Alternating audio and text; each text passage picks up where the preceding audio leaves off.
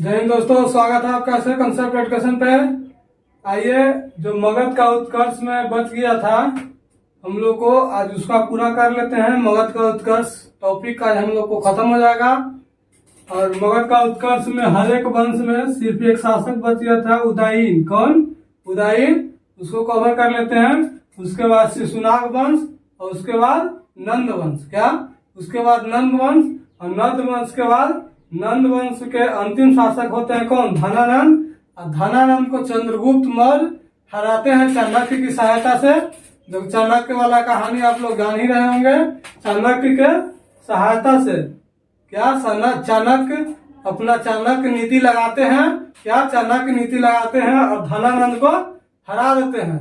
कहा जाता है कि चाणक्य बोले थे कि हम अपना केस जब तक नहीं खोलेंगे जब तक कि धनानंद को हरा नहीं लेते हैं। केस को बांध लिए थे, जब तक अपना टिक नहीं खोलेंगे जब तक धनानंद को हरा नहीं लेंगे, क्योंकि चाणक्य को अपमान किए थे धनानंद। क्या अपमान किए थे? आइए उसी क्रम में हम लोग देखते हैं आगे का वीडियो। क्या था मगध का उत्कर्ष? आप लोग को नहीं दिख रहा होगा, नीचे लिख देते हैं मगध का उत्कर्ष। मगध का उत्कर्ष टॉपिक में हर एक वंश में हम लोग को एक शासक बच गया था जिसका नाम है उदयीन। क्या? उदयीन। और उदयीन जो है कब अपना राज्यपाट संभाला, कब गद्दी पर बैठा? तो 461 ईस्वी पूर्व। क्या? 461 ईस्वी पूर्व में उदयीन गद्दी पर बैठा।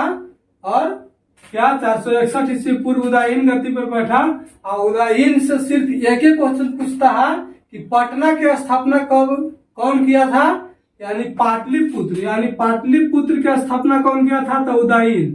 पूछता है कि पाटलिपुत्र की स्थापना कौन किया था? उदयीन। और उसके बाद जो उदयीन जो है वो जैन धर्म का अनुयायी था। कौन धर्म? जैन धर्म का अनुयायी। इसके पहले हम लोग देखे थे सब बौद्ध धर्म। क्या? बौद्ध धर्म। और जो उदयीन है वो जैन धर्म का अनुयायी था। क्या? जैन धर्म के अनुयायी।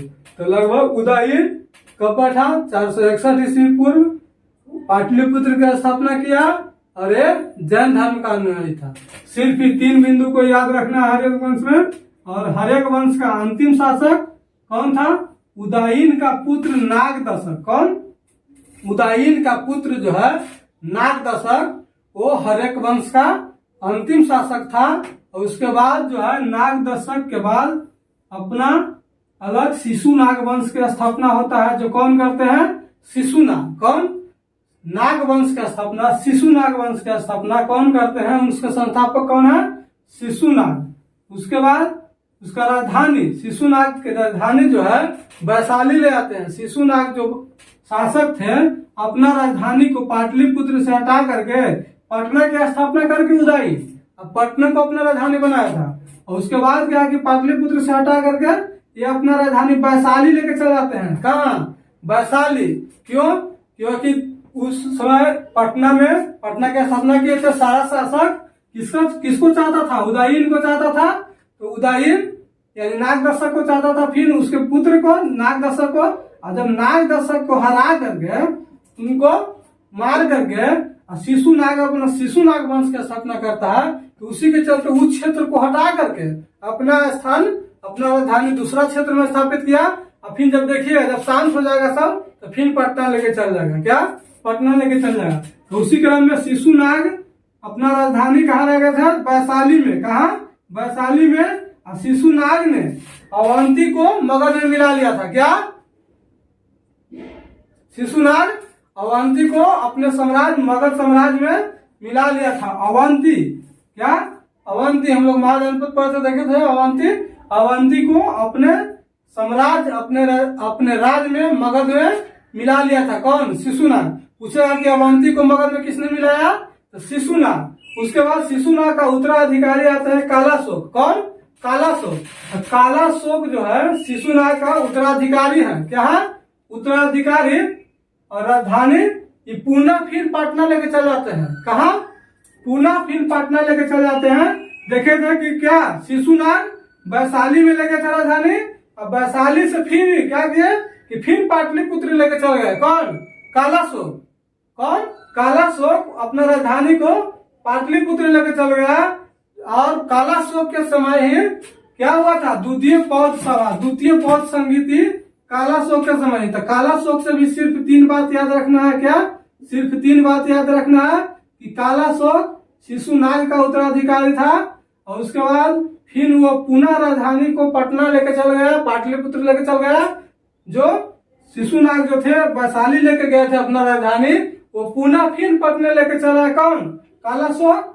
अब कालाशोक के समय में द्वितीय बौद्ध संगीति हुआ था। क्या? द्वितीय बौद्ध संगीति कालाशोक के ही समय में हुआ था। किसके समय में?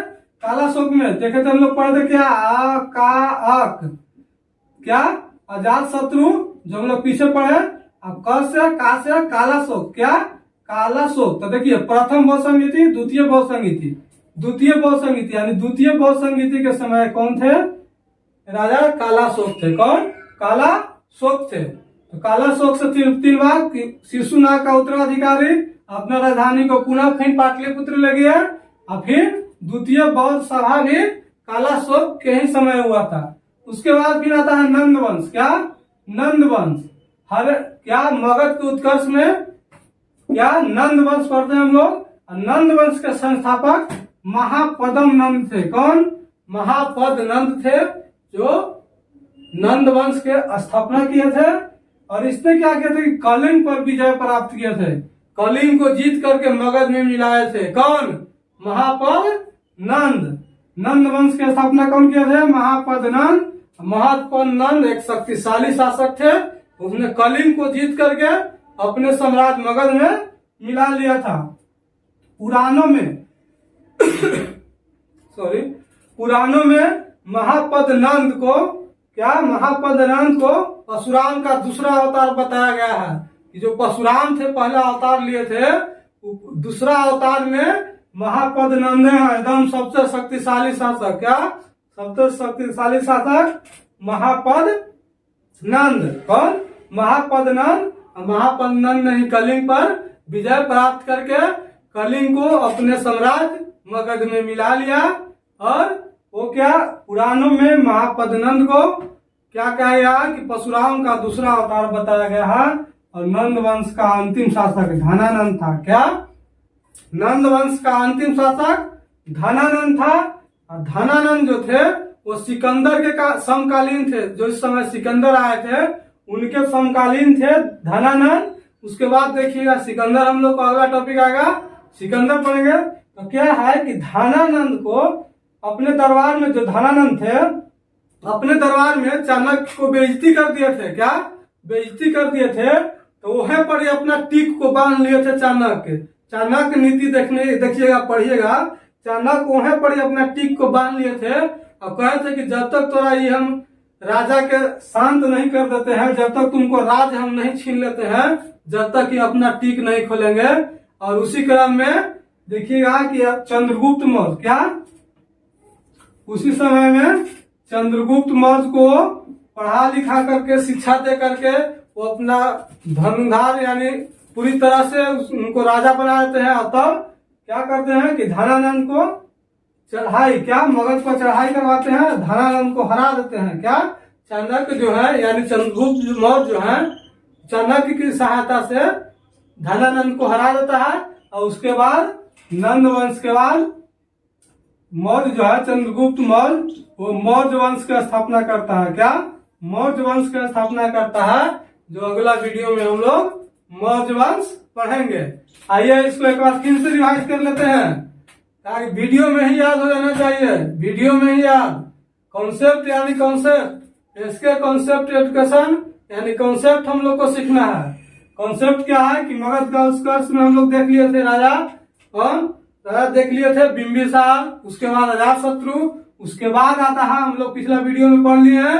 अगर पिछला वीडियो नहीं पढ़े हैं तो जाकर के इसके पिछला वीडियो मगध का उत्कर्ष भाग 1 देखिए। क्या मगध का उत्कर्ष भाग 1 देखिए, ये भाग 2 है। उसके बाद आइएगा तो ज्यादा समझ में आएगा। आइए इसके बाद क्या अजातशत्रु के बाद उदयीन बैठता है 461 ईस्वी पूर्व में, और उदयीन जो है पाटलिपुत्र के स्थापना करता है, यानी पटना की स्थापना करता है उदयीन। और उदयीन जो है जो दैन धर्म का अनुयायी था। तीन बात याद रखना है कि उदयीन जो था कौन, उदयीन जो था जो पाटलिपुत्र की स्थापना किया और वो जैन धर्म का अनुयायी था और वो 461 ईस्वी में बैठा था। उसके बाद शार्क वंश का अंतिम राजा उदयीन के पुत्र, इसका पुत्र कौन था, नागदशक। और नागदशक के हरा करके शिशुनाग वंश की स्थापना करता है। और शिशुनाग अपना राजधानी पाटलिपुत्र से हटा करके फिर लेके चल जाता है वैशाली। और वैशाली में क्यों लेके चल जाता है, डरे लेके चल जाता है वहां के शासक के। और शिशुनाग ने अवंती को, इसने भी मगध का विस्तार किया, अवंती को जीत करके मगध में मिला लिया। और शिशुनाग के बाद उसका उत्तराधिकारी आते हैं कालाशोक शिशुनाग का उत्तराधिकारी। राजधानी को फिर वैशाली से लेकर चल गया पटना। जब मामला शांत हो गया तो वैशाली से फिर पुनः पटना लेकर चल गया कालाशोक। और द्वितीय बौद्ध संगीति के समय कालाशोक शासक था, जो हम लोग पढ़े थे अकाहक। उसके बाद आता है नंदवंश। नंदवंश के संस्थापक महापद्मनंद, क्या महापद्मनंद, और एक कलिंग को जीता था। क्या कलिंग को अपने साम्राज्य मगध में मिला लिया था, क्या अपने साम्राज्य मगध में मिला लिया था।